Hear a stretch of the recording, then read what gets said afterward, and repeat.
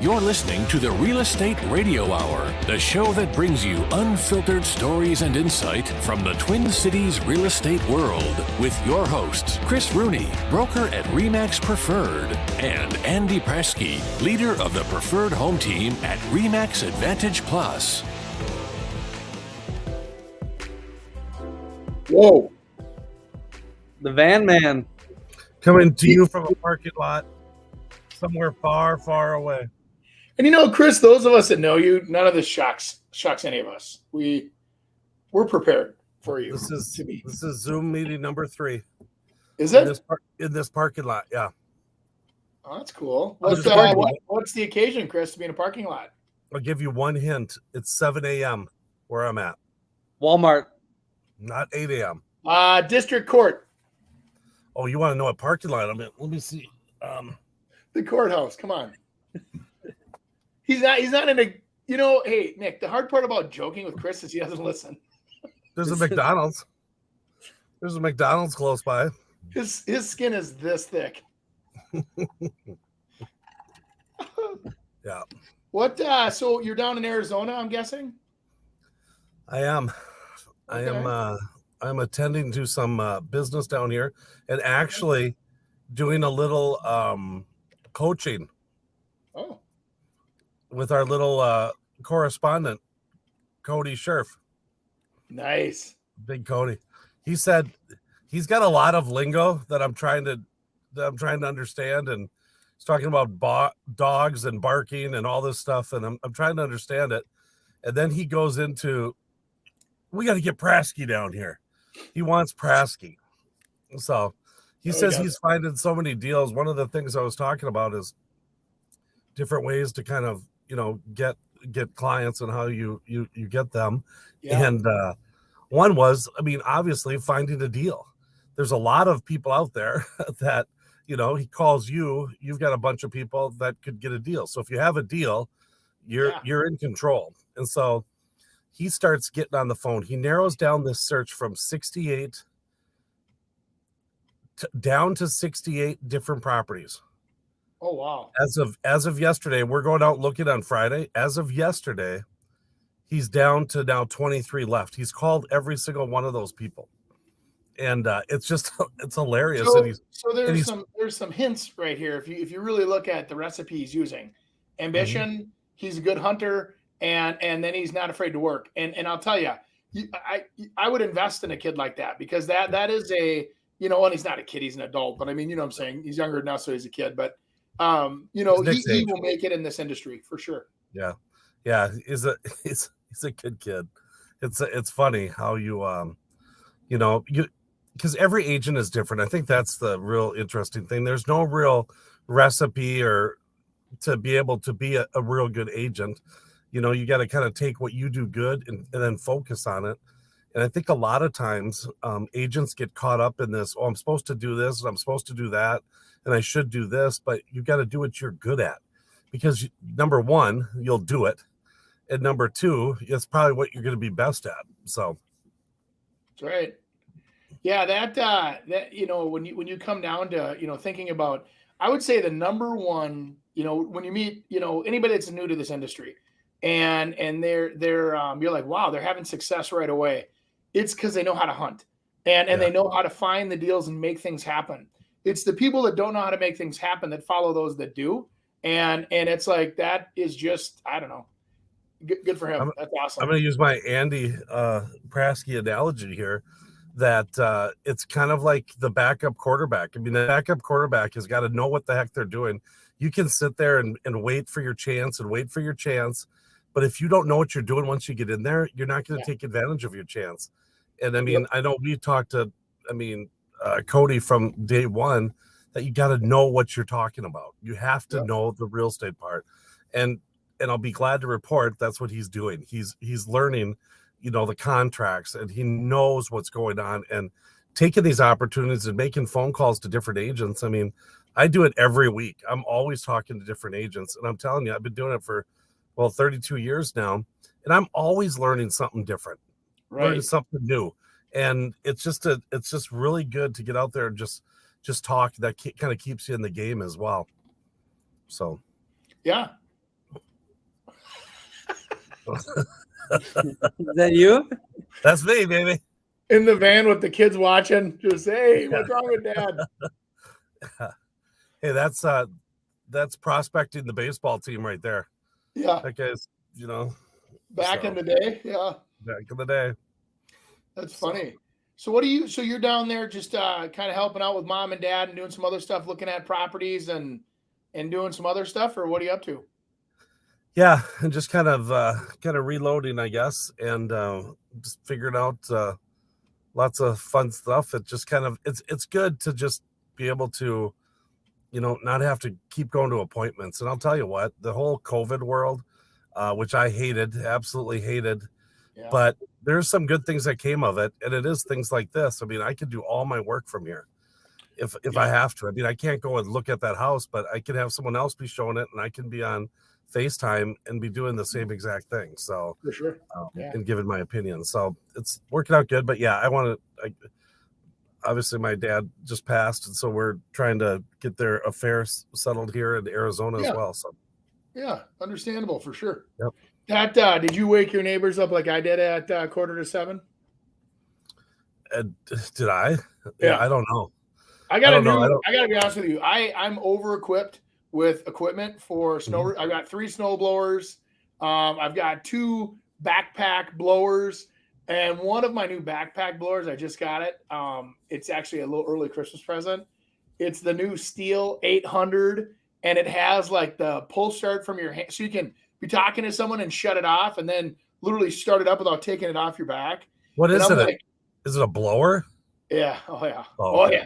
So do you use it for leaves and stuff? That and snow. Oh wow! I found that with a I have a stamp. I have a lot of stamp all over your face. That's it. Yep. I have a lot of stamp. That's exact model that I have. I love that. Does the snow fly all over your face? No, actually, like you see the leaves like that right there. It just throws. It's so powerful. It's unreal. And but anyway. So I thought it'd be nice, we've got my son's girlfriend is here, and she was running into work this morning, even though it's snowy and treacherous.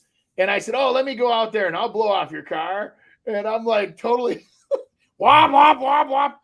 I can see the lights turning on all around the cul-de-sac. Oh, you jerk, shut up. You love your toys. I remember the one time when you took was it a tractor or a bobcat? It was a huge tractor cleaning up a property because they had gotten so far behind, and you came in and you basically plowed the property. Yeah, those are the things I can do. I'm one of those guys where manual labor or tangible projects where, move this from here to there or mow that or clean the driveway. I love that because they're easy to comprehend. It just clears your mind when you're doing it. And then when you're done, you have a sense of accomplishment. Now I crave it. And it's like I said, as I get older, I'm going to be the opposite of most people. I think most people, when they're young, they do the landscaping, career excavating. And then as they get older, they get into real estate. I'm going to be the guy that's been in real estate his whole career that wanders into like excavating or landscaping. But you started in that. What's that? You started in landscaping, really, and lighting. Yeah. Right. When I was back in high school and college, I used to love that, man. Yeah. I don't like all that kind of work. Although I heard my home is getting spray foam insulated. I'm so excited for that. That is nice. Yeah. Well, because it's an older home. It was built in 1979. And so a lot of that's 2x4 construction. And so by doing spray foam, I mean, not only does it make the unit stronger, but it's, much better for insulation and. Well, it'll take you beyond even an R, like the 2x6 construction. They're thicker walls, more air chamber, right, to hold that barrier for energy to transfer through. But when you foam it, it can't transfer. So it's like the R value just goes through the roof. Plus, it's quieter, which I think a lot of people learn to appreciate after they own a house that's been spray foamed. The siding doesn't rattle in the wind. You just don't hear it because it's it's just a solid wall now. So. Andy, a metal seam roof, a standing metal seam roof. Yeah. That was I'm putting that on my house, and so as you probably know, they cut the pieces at the factory exactly for what they are, and then they deliver them like that. And then it's kind of like a puzzle they put together. So my roof got delivered last week. They go to start putting it on, and the people who sold me the roof and the roofers are obviously not the same people, but they start putting it on, and it's black, and I want light gray. The manufacturer screwed up and made it black versus light gray, so they had to take that whole roof away and now bring the new one in. I mean, imagine the cost of that. Yeah. So what kind of a delay did that cause you guys? It's only going to be a week, which is crazy because it took like 3 weeks for them to cut it the first time, and now because of the mistake, they just cut it again quick. And but the storm was supposed to be delivered yesterday, and of course this little storm delayed it, so now we're not getting it till next week. So, all right, what are we doing? What's next? Okay, so it's been really popular. Is. Maybe you guys have been seeing it. Is the AI generated photos, and it's taken over like Instagram, social media. You put your face in there, and then it puts out like artistic work as like a clown, as a bartender, like a bunch of different things. Sure. I want to hear your guys' thoughts on what's going to happen with it with real estate. So I'm going to play you a video, and then we're going to get into another video that explains how that's going to affect real estate. So 1 second. Yeah.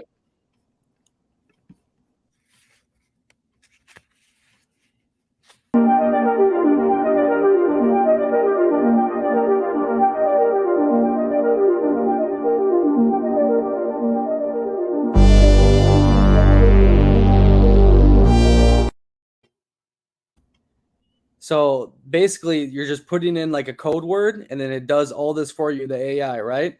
Now, here's a video that they're saying how it's going to affect. That's craziness. I might look good again, Andy.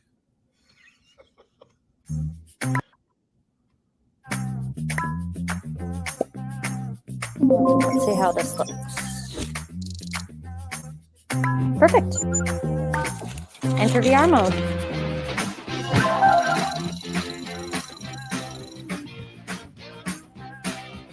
Find me resale in Vancouver, a one-bedroom that's available right now. There are 543 listings available in this area. Let's check out this one.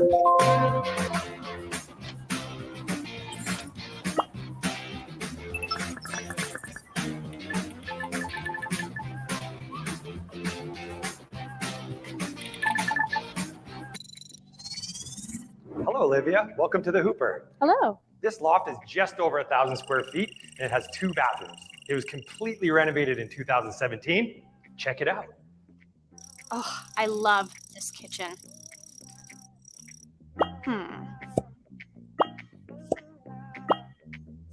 Oh, my art looks perfect there.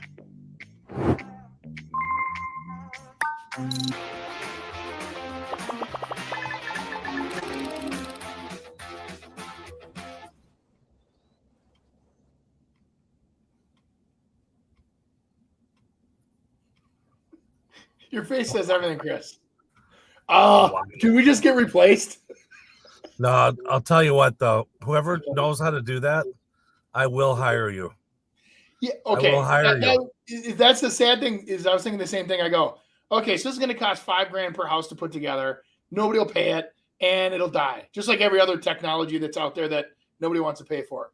Or it's embraced, it takes off, and the real estate National Association of Realtors owns that technology, and I don't know, supports us for once, and throws it back into for the consumer, right? To better the consumer experience.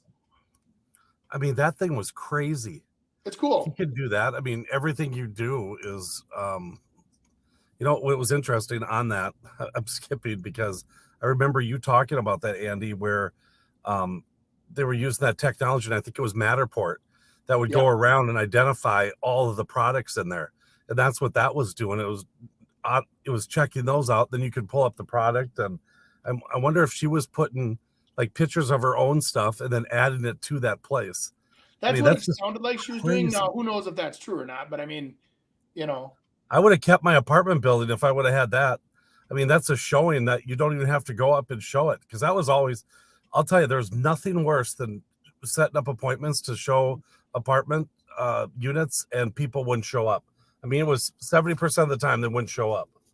right. No, and I think that there's there's some cool parts to it, and then there's some pieces that are gonna be tough to fill. For example, the buyer that was going through that journey, talking about, I'm going to move my furniture and my photos. Well, guess what? Somebody's got to upload that stuff onto her profile. So does she take the pictures? Does she enter the sizes for each one? So that data has to be captured somehow.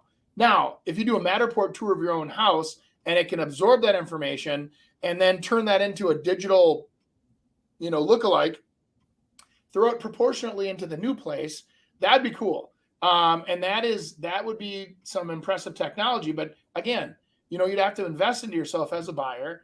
I think that would also help eliminate and some of the middlemen, if you will. But unfortunately, I think what it could do too is it could eliminate the buyer's agents, because what would happen is if you do all the touring, you do all the whatever, and then there's like that digital version of the listing agent sitting there saying, "Hey, welcome to the Hooper. And here's what we can do. Let us know when you want to write your offer." I'll tell you what, Andy, for the last 3 years, I've tried to figure out a way to incorporate my videos of my houses with exactly what that technology has. And it's impossible to get anyone to do it. What I was trying to do was I identify, orientate people. So it's basically you capture them with kind of the cool things in that house, and then you orientate them. So where they're located. So let's just say if it's on a lake, how close are you to the marina? Is there a park? Is there a launch, a beach, whatever that's around that, what restaurants, and try to identify that and then show them the house. But I still awesome. Say this. Okay. You get to a point of where, okay, lazy pants, get off your computer and go do a showing. And I get it if you're from another, but here's where you can misrepresent reality and you get sued over it. Let's say that, the park's never had green grass, and in that walkthrough it had green grass. And, it showed a sunny day. It's never been sunny in Portland in 3 years or what, what I'm saying? It's like that. So that false sense of reality, it's going to have to marry a lot of realities together, because with as happy as everybody is to say that's it, false information, or like on the MLS, you can't manipulate MLS photos at all. So that would have to all be live, right? Boy, were you against MLS going on a computer too? I was going to say this. What is the difference between what we just showed here and the internet, 20 years ago for realtors? I'm just saying it's got to be accurate. That's all. I'm not complaining. I'm just saying it has to be accurate, because what'll happen is that if you don't have, who's kidding who? There used to be agents in the past that would show the backyard and they'd Photoshop out the power lines. And then all of a sudden you get there and you go, where? There's power lines here. So they literally, you can get fined for that now. And that's all I'm saying. Is that so there's a lot of consumer wants, and then there's reality of the real estate industry and their regulations that'll have to marry together. Well, I got something for you guys to save the day. AI is not going to take your job. Here's a little video that's going to give you guys. We're pretty replaceable. The broker owner and the agent are still center to the real estate transaction, period. That's where the personal relationship is.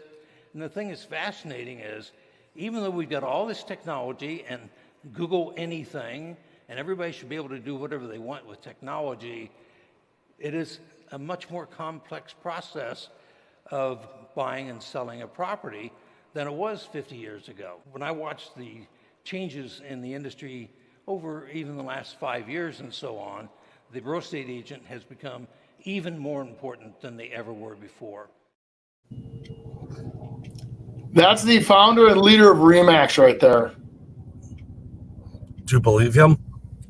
I do, actually, because I've watched these technology companies come and go. Because, if you really think about it, that technology that you just looked at or that we just watched, right, is designed to allure the buyer in, make them fall in love faster, make them, because think about, what if you had a crappy crap hole?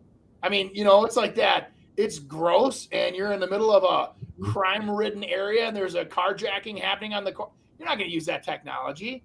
You know what I mean? So is it only for the luxury market? Is it only for the fancy brand new?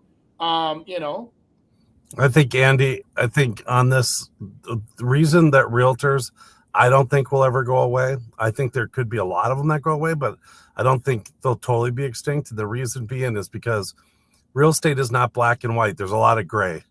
And when you use the internet, it's got to be one or the other kind of thing. And sometimes it's not. And so you have to kind of take that in. And there's so many different things that can happen. And I even think with that whole AI thing, I think it might even be more important that a realtor's involved to be able to, decipher what information goes out. Because I'll tell you what, a lot of times, what we try to do is we try to, look at the advantages of that home, and then make the challenges, justify the challenges, or don't really show those challenges, and that whole AI thing is going to be able to say, hey, there's a great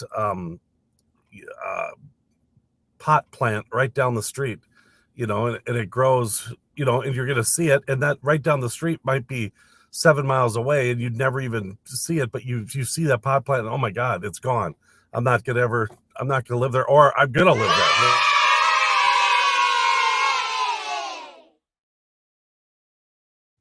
His would have been so much better. Thank you for doing that for me. I botched it. Taking the pressure off. Yeah. No, I just, I think that when you take a look at the technologies that are available, and if it enhances the process and makes the sale more comfortable for someone to make a decision, I'm all for it. As soon as it influences a decision, then it has to be accurate. So when you influence a decision, like you're saying, oh my God, this is a limited, look at this view, and then you get there and the view's not the same, and so it's misrepresenting reality, then I have a problem with it. But it's like, hey, if it represents a truth and I'm a listing agent and that's the new tool, and let's say I spend $5,000 per listing to do that, well, guess what? You're paying for it. I mean, it's not like it's free. I mean, so the now it costs you more to list your house, but maybe you don't have to pay out a buyer commission. So maybe it's a savings. But I think this is where social media comes in, because what we have within our MLS and what we have to do and how we have to represent on MLS is not misrepresent anything. On social media and collateral materials, we can fluff that up. So we might put in a nice little sunset, green up the grass, make the water look perfectly blue, remove all the weeds from the lake. You can do that. And that's where social media kind of comes in. And the whole idea is to try to get, I think social media to me is mainly probably 75 to 80% trying to get clients, 20% trying to sell a house, and so it's like, how can I manipulate the audience to want me, to like me, so I sell them something versus selling my home that I have on the internet. And I always talk about, everyone says, well, do you have it? Are you going to put it on TikTok? And are you going to put it on this and put it on that? And I say, you know what? What's the most important thing? Our MLS system is so strong. It goes out to everything. It syndicates to everything.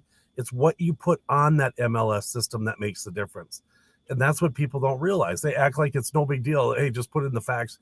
It's everything. Your first impression is on the internet. That's your first impression of that home. It's not walking in where it used to be, hey, that front door was the most important. No, it's not. It's what you present out there on the MLS, because that's what gets syndicated everywhere, and that's what people see.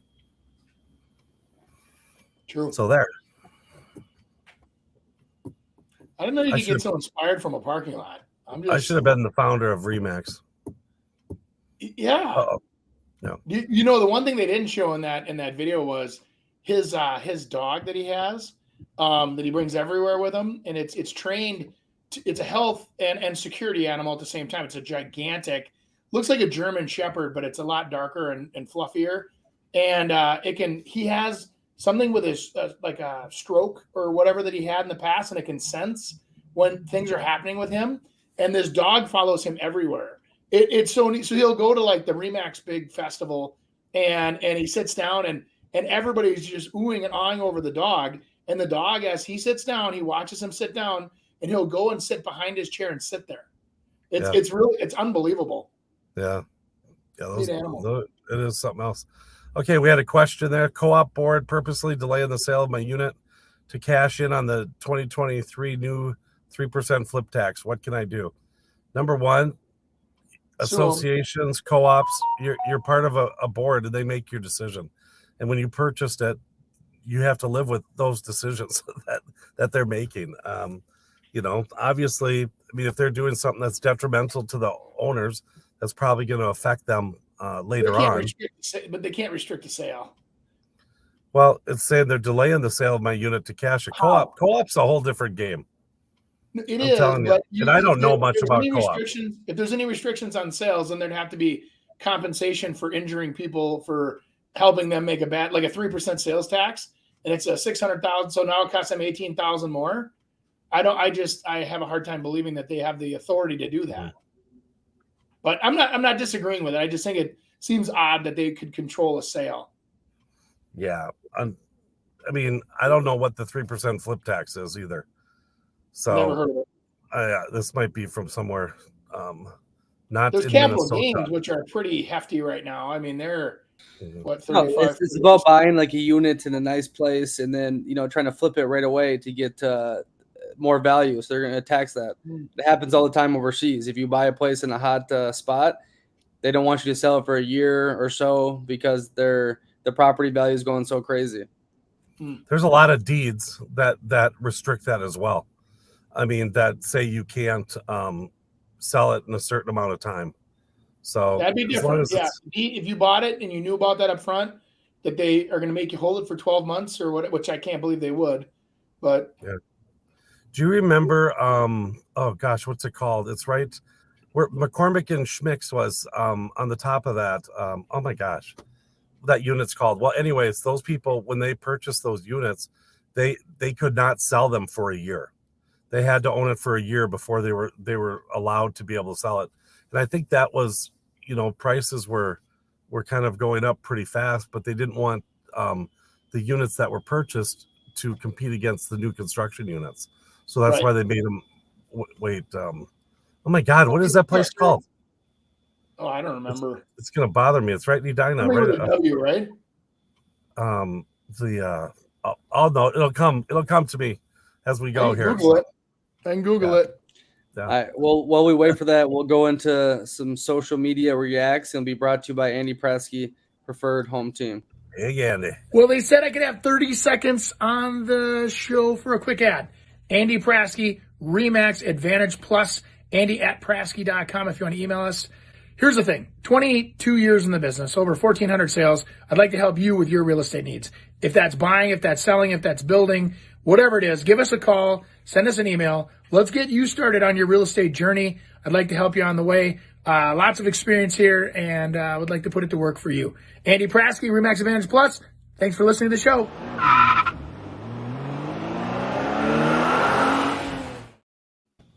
All right, Chris. I know what it is. Yeah. Did you see my little comments? No, I didn't read those. No. I figured it out. You inspired me. Your commercial inspired me. Yeah, the Weston Galleria. Yeah. Yeah. The Weston Galleria. Yep, exactly. And so there is situations like that, but a lot of these questions, there it is, the black and white.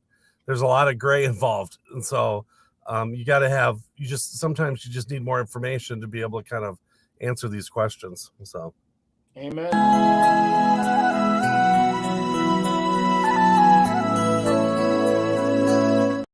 So that's awesome. Oh God. See, to me, I would be like, that person's super creative.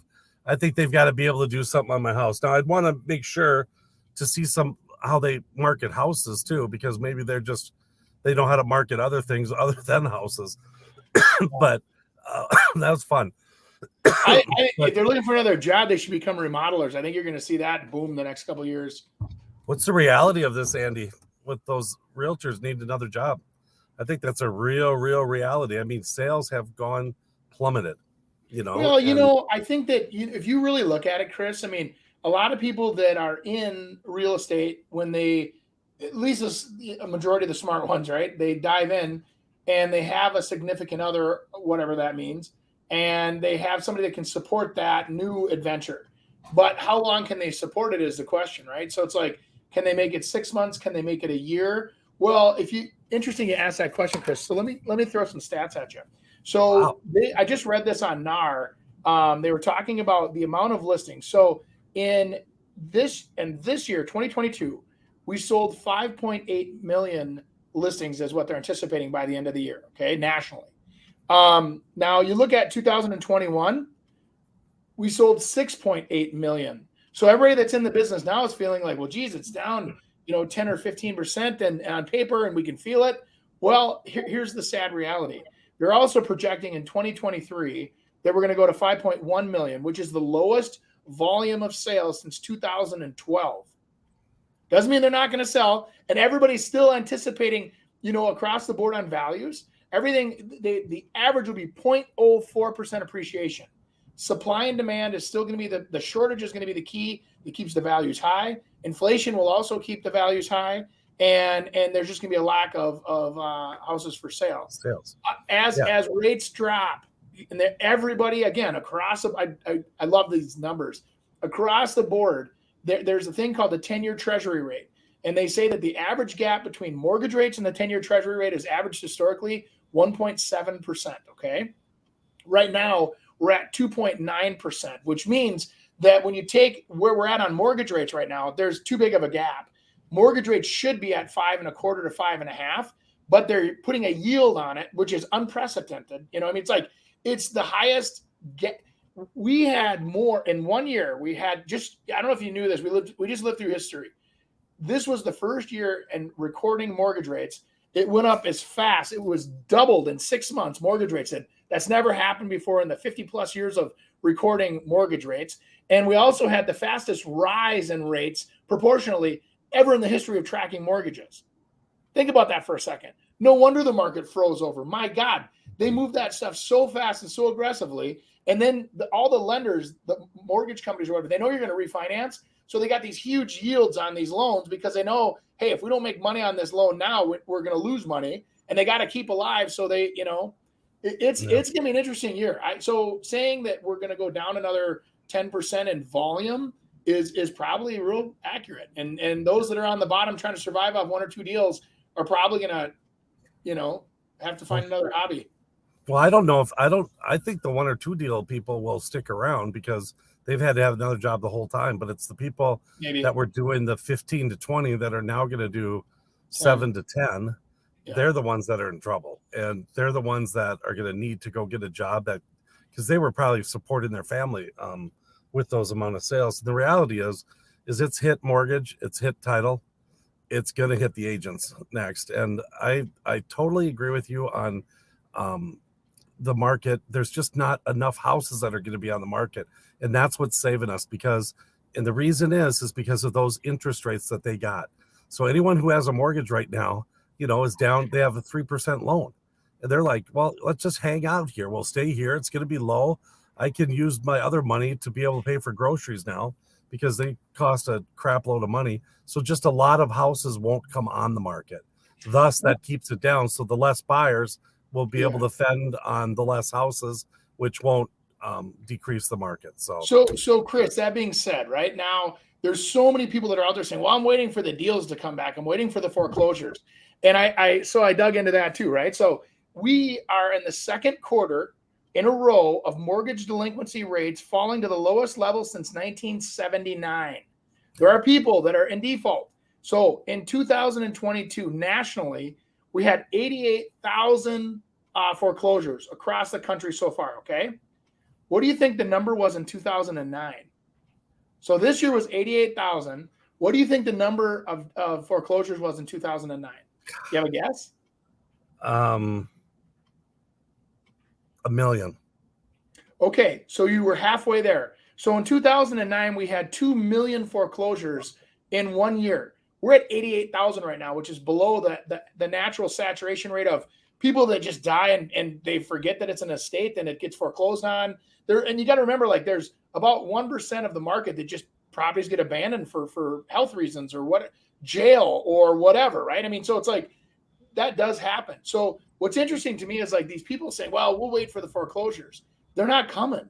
And reality is that most people have enough equity in their properties where they're safe, where if they do get into a financial pinch, they can probably cash out refi, survive for a while in that house and survive, until they figure out where the economy is going. But I still think as the inflation eases, rates will come down with it. So if inflation goes up, rates go up, right? So it's kind of unfortunately, if we see that easing on the inflation, I think you'll see mortgage rates get softer, which will stimulate the economy, bring more buyers back. I think we have the potential to have a really good end of spring, early summer next year. But for a couple months, I think people are going to get a little nervous. That's just me. You didn't ask for a projection, did you? Prediction. I mean, obviously you studied it and you know it. It's not like you're just talking about nothing. You dissected the numbers. You're taking history.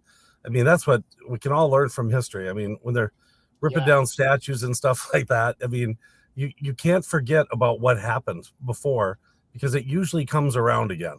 And so, now we know how to deal with it when we get to these points. And I mean, you hit on it perfectly, I think. So thank you. Believe it or not, the legendary Michael Jordan is having trouble selling his house. And we're guessing he's taking it personally. It became personal with me. MJ lived in this 56,000 square foot, 7-acre compound for 19 years before deciding to leave. It's now been on the market since 2012. MJ is even promising the buyer of the house to receive every edition of Air Jordans in his or her size. But nothing's worked. So what's the deal? Well, the new owner has got to be someone who loves the number 23. The price on the house has dropped several times and is now going for $14,855,000. Why such a specific price? Well, all those numbers add up to 23, Jordan's jersey number. The house features a tennis court, an infinity pool, a putting green, and a full basketball court. It has 9 bedrooms and 19 bathrooms. There's also a cigar room with plenty of card tables where we're guessing Jordan played some of his infamous high-stakes poker games. The question is, if you had the money and the game, would you buy it? Hell yeah. I'd buy it. I told you, didn't I tell you a couple months ago I showed Randy Moss's old house? Yeah. It basically the same kind of setup where it has the big indoor pools and the indoor gymnasiums. And did you have a tunnel to that? Was there a tunnel? Kind of. It was like a traditional house, and then he put on about a $4 million addition on the back where he built the hotel and amusement center, and so there was kind of a hallway to it. Yeah. That's kind of fun. Yeah, I don't. Oh, go ahead. I wonder what Jordan's house started out at. I mean, 23 million. I'd be surprised that. I mean, there's got to be a reason that doesn't sell. A lot of times with those big houses, there's so much upkeep that needs to happen. It's crazy. $400,000 a year for the staff. It's another $400,000 a year to just pay the taxes and the upkeep. And people are like, I don't want to pay $800,000 for somebody's old house. Yeah, that's exactly what's happening. Yeah, and that is the thing when you start doing those the big houses, it becomes a maintenance thing. I had a good client of mine tell me one time his dad told him he owns a lot of real estate, and he pays cash for his real estate, and so he's done very well over the years, and he's got cash. But he's like, my dad always told me it's the upkeep and the taxes that'll get you. Not if you don't even have payments. And I know his real estate was like $480,000 in property tax alone on his properties, and that's owing zero. So it's crazy. That I used to joke, and I said to my mother-in-law all the time, I say all she does is mows grass and pays taxes, because she's got 5 different spots around, and it's from lake places to places in Florida to farms to, and it's it is, if you're going to do all the work yourself, my God, it's a full-time job. Yeah. It's crazy. I think the luxury homes too, when people are building them, they want kind of the latest and greatest. They want what they want. And then all of a sudden in 8 years, when they turn around to sell it, that's not the latest and greatest anymore. And now all of a sudden, I'm trying to capture the money because of all the latest and greatest I put in it. And other people are saying, well, I'm going to rip all your latest and greatest out and add the latest and greatest now. And I got to get a real good deal to be able to do it. So looking at, the big upper market and thinking that, hey, I'm going to build this house and make a lot of money. It's just not the case. It's just not the case. I can't tell you how many times you got to enjoy it. That story. And I learned it from you, because you deal more high end than I do. And I'm like, I have a lot of customers that go $1 million plus, but you've had the big boys, right? And gals. And so when you get into that bracket, it literally becomes you're buying what you want for what you want it for. Don't expect the return on investment. Don't expect to make a landfall of money unless it has a big piece of land or something with it. When you're buying luxury, like a Michael Jordan property, unless you can pick it up for $2 million, hold it for a couple of years and make it a profitable VRBO or whatever it is, and then all of a sudden you could sell it and make a couple million on it, but you're not going to buy it. Like he probably put 30, 40 million into that house. And then all of a sudden at the end of the day, he's trying to sell it for 15. He's giving it away. And at the point of where he's to the point of, well, if I can't sell for this, I don't want to sell it. I'll just keep holding it. But that can only last so long too. You should turn it into a Michael Jordan museum. He'd make a crap ton of money. Hey, my buddy did a lot of the he does high-end video, systems. And if I remember right, that was like a $2.6 million audio video surveillance system in that house. And I'm talking back in the day, it was top of the line. Well, now it's all got to be replaced, I'm sure. But back in the day, they were down there for months wiring that house. And I remember I don't want to get him in trouble, but they were signed to confidentiality agreements. But the inner circle of his friendship, people knew what he was doing, and they were like, "This is so cool." But then, but it's now. I mean, that was 28 years ago or whatever it was. And nowadays, you look at that and you're like, it's all garbage. It's got to be replaced. And yeah, you got to get an investor in there. Tell Jordan he's got to leave a bunch of his stuff there, at least for a while. Then you have parties there. You rent it out. I mean, that could be super cool, but it's probably the zoning residential. They could have wedding. You could have events there. You could be at the Michael Jordan mansion, and it's it's $50,000 to rent the facility, and there's people that are dumb enough to do that. Yeah, you just got to figure out the zoning. So. Yeah.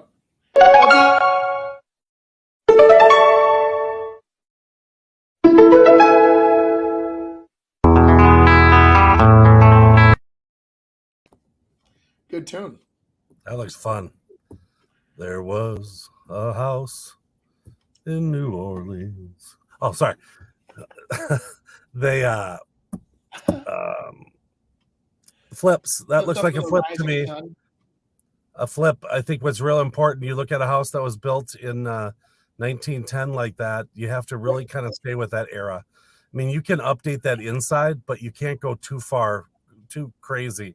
So you're not putting, 2022 in. You're trying to, create that old time classic traditional feel, but you do not screw up that outside. I'm telling you. Well, Chris, don't you think like that era, they had like things like formal dining and butler pantries and all that fancy stuff, but then you go into the kitchen and it's boring. And it's like, that's where you do the work. That's kind of like the garage, right? Yeah. And so those houses, a lot of effort can be put into kitchen and bathroom. And adding another bathroom, for example, a lot of times the bathrooms would be upstairs and there'd be no other bathroom in the house. And so you'd add one to the main level, maybe throw another one down in the grungy basement. But, we've talked about that too, where people put new foundations underneath those houses. They'll jack them up. They put a new foundation. They spend $60,000 or whatever it is. And now they have a 9-foot basement and they can actually do full-size rooms down there, movie theaters, offices, bedrooms, whatever. And you can have a lot of fun with those houses. Yeah, no, very true. That's and they're so fun. I love the old houses. I had my last rental property that I sold. It was an old mansion, built in 1875, and it was so cool. I wouldn't live down there now, but at one time I was thinking, gosh, when I get older, like now, that I would redo that thing and I'd have the coolest place down there. And it's like a lot of people. What Minneapolis is kind of just, I think Minneapolis has taken about a 10-year break. It'll come back. It'll be vibrant as heck again. And, but people are just a little nervous right now about it. So. Yeah, I agree. That's fair.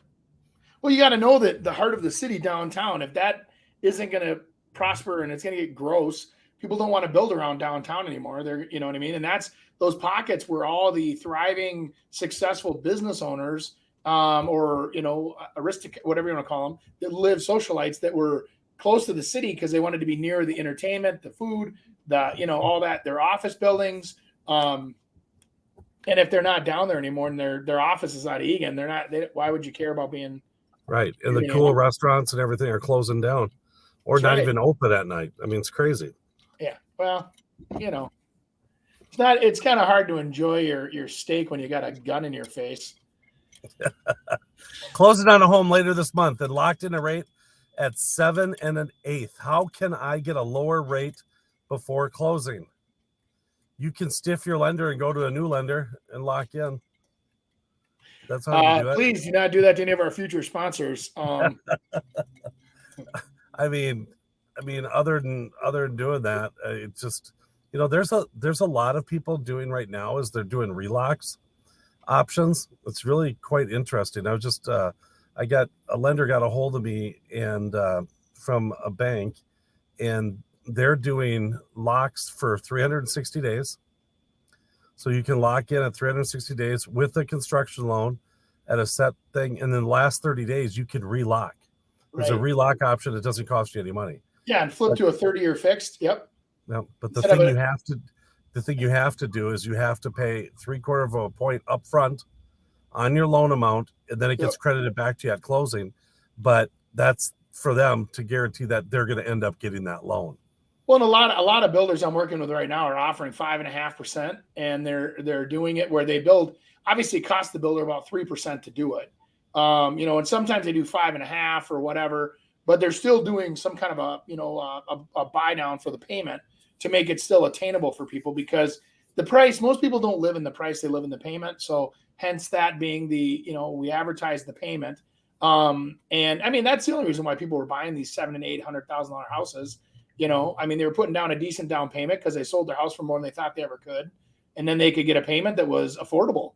And that's why I keep telling you, I think there's a lot of people that unless they hold those properties as investments, I don't know if they'll be able to. Man, when you're used to a hot tub being 101 degrees and you jump out of that hot tub into the pond or the pool and the pool's 70 and it feels freezing, well, it's going to be the same thing. Payment shock for a lot of people when they move from having an interest rate of 3% to 7%. And they go, oh my God, what do you mean my payment's $4,000 or $4,500 a month? And that's the kind of range you get into. Yes, you do. So are you going to go in and get some fresh rolls, Chris, at the place behind you? Or are you at a pastry place? There is a bakery. It's called Albertsons. That's where I'm at. Oh yeah. Yeah. Good old Albertsons. Yep. Andy, I'm being one with the earth here. Okay. Yeah. I sent Nick a video yesterday to prove that I was one with the earth, and I told him to play it on here so you can see how physical work I do, but he won't do it. So I guess we got to do this other stuff. What kind of physical? I'm just curious, and I'm sure all the other listeners. What kind of physical work were you doing? I did that great thing that everyone talks about, and I've never understood it. I call it walking, but a lot of people call it hiking, and so I went hiking. Okay. Yeah. I went hiking. How tight of a loop did you go on? And I have to thank this homeless guy that was sitting by my truck, because I ended up walking that same path 4 times because I was just waiting for him to leave. And then finally I'm like, you know what? I can't walk anymore. I'm going for it. And I walked right up into my, oh my gosh, I got to show you this too. Look what I have there's my walking stick. Oh yeah. Yeah. I got a walking stick. That's what you do when you hike and fight off rattlesnakes and stuff. Are you in a pickup truck? Yes. I got a pickup truck just because I want to move some stuff out of my parents' place. With gas power? It's a Dodge Ram Laramie. Nice. It is pretty. Just remember, Chris, when the little thing gets towards the E, that means you have to stop at a gas station and get gas. You can't plug that one in. I've been looking for plugins. Dang it. I know. I like that idea. Tesla. Yeah, I like that idea. All right, what are we supposed to? Okay. Oh, here you go, Andy. Backing out of a new construction home, closing in the next 1 to 2 months. Got $20,000 earnest money, or maybe is that a construction deposit for a house of $500K. The house is supposed to be closing in the next 30 to 60 days. Given the overall market situation and layoff in my company, I want to play it safe and back out. I still have my job, but I'm not sure how safe it will be going forward. I already live in my primary house. Would there be any legal implication if I backed out of my contract by foregoing my earnest money? Yes. There's liability. You signed a contract to purchase a house, And if you walk out of it, and I don't know when that financing date would have ended as well, but I think your earnest money is probably certainly gone, and then you just got to hope the heck that builder lets you skate, or you got to figure out a way in which to maybe get fired from your job.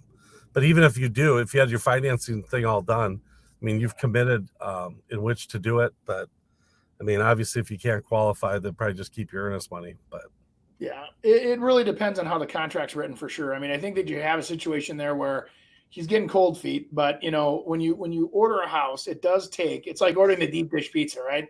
It takes 45 minutes. You're not going to have your pizza delivered in 20 minutes. So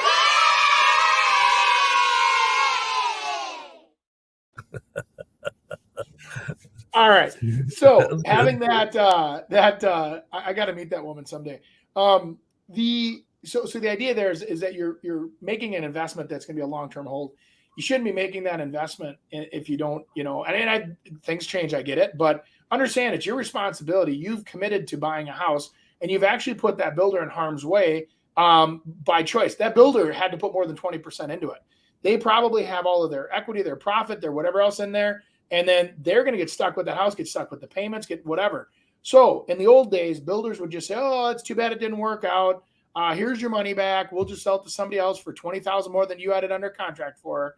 Today, I think there's a lot of builders that are in deep situations where they're not going to give you any money back, and they're going to fight to keep it. And it depends on how you presented it to the builder. Were you completely non-contingent, or were you contingent? Right? I mean, if you had financial contingencies, that's different than if you did not have any. Like, I don't need anything to perform. I can perform no matter what. Well, then you may have. I've never seen, at least, I've seen custom builders sue consumers. I've never seen like a big national builder sue anybody, but they could. Super performance. yeah, I would. It won't happen, but they could. Yeah, I mean, builders are. I mean, and they should be able to. You guys agreed to something, I would try to figure out everything else you possibly could to be able to get that taken care of and done before you go that route. So, it's just like anything else. I mean, if you're ordering a new car and the new car comes and you don't like the economy that when the car gets delivered, you don't want to pick up the car. Well, that's your choice. But I mean, it's like that's not as detailed as building a custom home with all your custom features and all your, weird requirements. Yeah. Especially if it's pink tile. Like when I said that. Yeah, exactly. Let's market some homes in Burnsville and Woodbury. This segment's being brought to you by Chris Rooney, Home Experts. I was just 1 year old when my family started in real estate, where both my parents were agents. They also dabbled in investing in real estate, rentals, flips, and construction. After college, I went right into getting my license in July of 1990. As a 23-year-old agent in an industry that looks nothing like today, I had to know more for my clients to choose me. There wasn't Zillow or social media to tell them how good I was. I had to win them over with knowledge. With knowledge comes confidence, and with confidence comes results.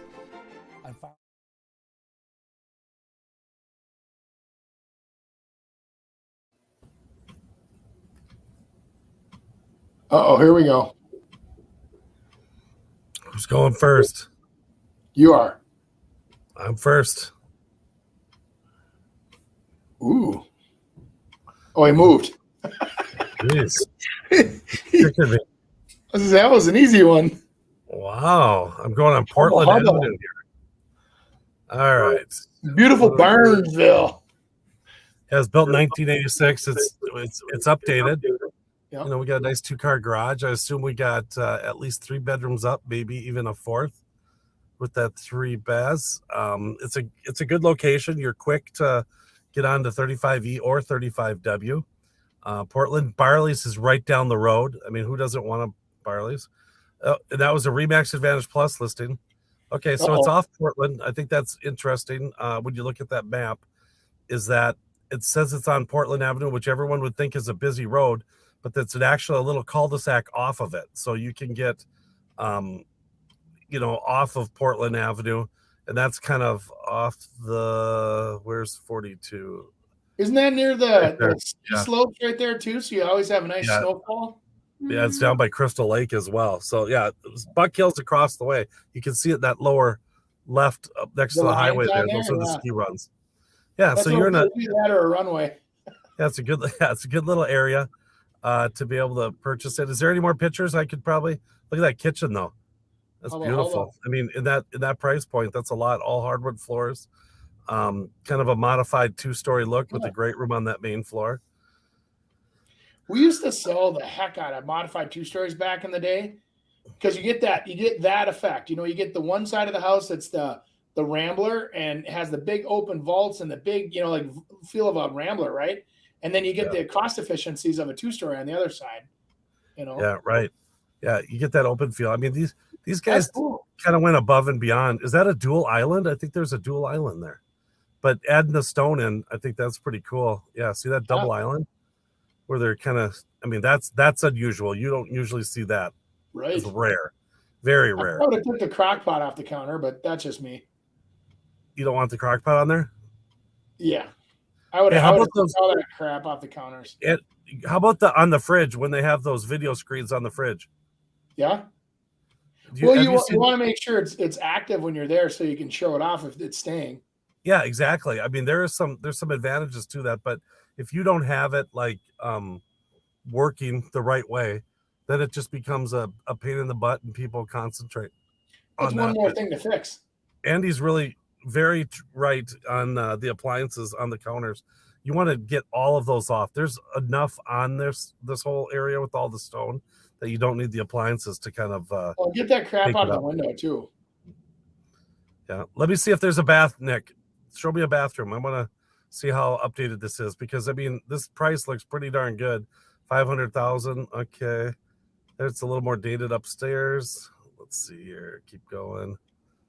You want to take those blinds or those drapes off. Yeah. See, they didn't quite update the upstairs like it is on the downstairs. So I think it's one of those things that you got to have that kitchen wow them and just don't let the upstairs. I'm not a big bed guy, but every one of these pictures, I've been focusing on the bed and how the beds aren't made or they're made real loosely or, you know what I mean? It's like, it's funny how it grabs your attention. Yeah, and you gotta clear these out. You can't have things hanging on the closet doors. Yeah. That looks decent. I mean, it looks like it's worn out, but it looks decent. Yeah. I mean, you can't have robes on the doors, you know. Right. That's a photographer. The photographer knows not to do that. You can't do that. Yeah. I mean, everyone knows not to do that. Whoa. Okay, that bed's really big for that room. You can't have poster beds in the dresser hitting it. Non-vaulted ceilings. Look on the left, Chris. It's touching the dresser. It's like only you could get through there. I couldn't get through there. Oh, I know. I'd slide right through there. No problem. I would just run and dive on the bed every night.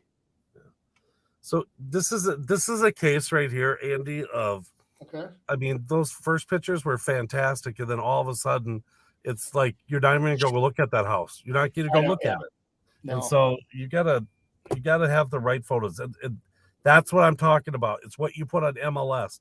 People have making their decisions on that house based on, anyways, it's on Portland, it's super busy anyways, and you know, it's because of those bedrooms. Just screwed it up. It's like having a car where you got a bunch of auto body work that needs to be done and you only do one half the car. You got to finish it. You know what I'm saying? What do you do? Drive around and only show people the left side of your car? I mean, you know, and that is a problem. I mean, once you commit to a remodel, I got to be honest with you. I mean, people are going to want the whole thing remodeled because otherwise they're going to come in there thinking project. No, thanks. 10-4. We kind of did that one together, which was nice. Well, I can help you too. Okay, good. You are so generous. Hey, Andy, I do have one question for you, first of all, because both of these had this. What happens when you have the first picture of the house is not the front of the house? Ugly duckling. There's something wrong. So we'll see if it's true. Yeah. Yeah, that she's missing her front tooth for sure. You always start with the face, Chris. Okay. Hey, welcome to Woodbury, where your dreams will come true. You want shopping, you want retail, you want entertainment, you want great schools. We found a property for you all for $520,000. Look at this freshly remodeled kitchen with all the modern colors and updates. We have beautiful backsplash. We have updated appliances, even though they're all different colors. Who cares? It's fun. Hey, what about Texas Roadhouse? They have a Texas Roadhouse. Yes. You don't even need a kitchen. Roadhouse. Nice. You don't need a kitchen. Yeah, you don't even need this kitchen. Talk about, no. Yeah, wait to see the front of this house. Give me some more ammo here. I don't know Woodbury that well. Sorry. Yeah. Well, all right you after do Radio is Drive, it's great. There's all kinds of shopping, nice and close, good restaurants. Again, I've already said that. So show me more pictures so I can keep talking. Look at the hardwood floors as it sprawls through this beautiful, blessed family room. And the decorating is fantastic, by the way. That's subtle. It is. Yep. Yeah, and it's all spread out nice. Looks like the rooms are larger, and they painted paneling here, but that's okay. You won't notice that till you get there. And the bathrooms look great. Standard washer and dryer looks like they're in a closet upstairs, which I could appreciate having that put upstairs from the basement. Hey, Portland sellers, buy this bed from these sellers and put it in your house. Yeah, and see how their sheets and their stuff are nice and tight. I hate to say it, but that makes a difference. I mean, visually. Anyway, nice clean bathroom, nice vanity there. Looks like they've updated the bathrooms. The trim has been painted white. That is an outer space marble shower. Probably would have used a little less flash on that shot, but that's okay. So this place is staged, obviously, because of all the vacant. It's vacant for sure. You can tell. Yeah, that's why it looks so good. But look at the difference what a stage thing does to you, though. Right. Yeah. Nice mirror. Looks updated. Looks fresh. Right. Nice 3-panel doors. Those have all been replaced. You can tell because this would have all been like a flat panel style house, and they would have had traditional, the Princeton trim, probably all oak, and it's all been painted white. Updated. New. Looks like new carpet. Nice outside lines. The outside's got to be ugly. Oh, okay. So that's why they're waiting so long. If they just trim those bushes away from it, it would look really good. I wonder what color the brick is behind. You see on the left side that's covered by the shrub, which I'd have removed. Trim the tree up. I'd take that shrub out. I'd have the front landscaping reflective of the, it looks like deferred maintenance on the front of the house versus the inside is renovated. You got to bring that tree up. You got to get those leaves off of the house. Yeah. I'd get the railing out of. There's no reason to contain people into that, area. The railing I'd pull. Nice big corner lot. Is that a pool? Oh, that's the neighbor's pool. That's the best pool. Yeah. The neighbors. Well, that last photo there showed there's weeds growing everywhere too. So I probably would have spent just a little bit more energy on the outside of the house. Spend another $1,500, have somebody come trim everything up and clean everything, take the railings out, power wash. That brick that was behind there that was painted white, I'm curious as to what color that would be behind there because I a lot of times would re-expose that brick, and bring out some color and warmth on the front of the house, but that's just me. Did I sell it? I don't know. I kind of feel like I'm confused. You were kind of ripping it for a little bit, but I did. I know. I felt bad because my clients don't like that when I make fun of them in their own ads. Was it worth the price though? So the price was. I really do. I think that I could see high 400s for sure. You get into that 5 in that area, and people go new. They go from 5 to 750 pretty fast in that area. It's a lot of home though. There, I thought it was pretty nice. So and like I said, nice yard, nice updates. Beautiful. I think we need Chris to be in the car more often. The van life, traveling, because his energy was fantastic today. Whoa. And everyone else. I think we should get your Norwegian movie star lady on with us, talking about how she likes to watch Andy and Chris on the Real Estate Radio Hour. I told you we can get a couple of different nationalities to say that. We should right from the pool. What were you in Thailand? Up on the pool, holding a couple martinis. Watch the boys. The video you saw was the tsunami in Patong in Thailand. Oh, and she wanted to go swimming in the street. It wasn't a pool. It was a street flooded. Yeah. Dang. Yeah, that was crazy. Yeah. And then the next day it was totally fine. It all receded. Yeah. Well, the weather was crazy. Those areas are kind of used to that, aren't they? That tropical. Yeah, they have wet seasons, rain seasons, all that. Yeah. But they design their streets to handle it. Get us a Yeah. Cambodia commercial. Tell them how much they love Andy. Okay. Everyone else, give us a review on iTunes, Spotify, 3 digestible clips on Facebook and YouTube. Give the thumbs up. Send us in any questions you have, and we'll see you next week. Thanks for joining us this week on the Real Estate Radio Hour. Don't forget to visit our website, realestateradiohour.com, where you can subscribe to the show on iTunes, Spotify, Stitcher, or your preferred podcast listening app. If you enjoyed today's episode, we'd appreciate a rating on iTunes or sharing us with a friend. Until next time, stay awesome, Twin Cities.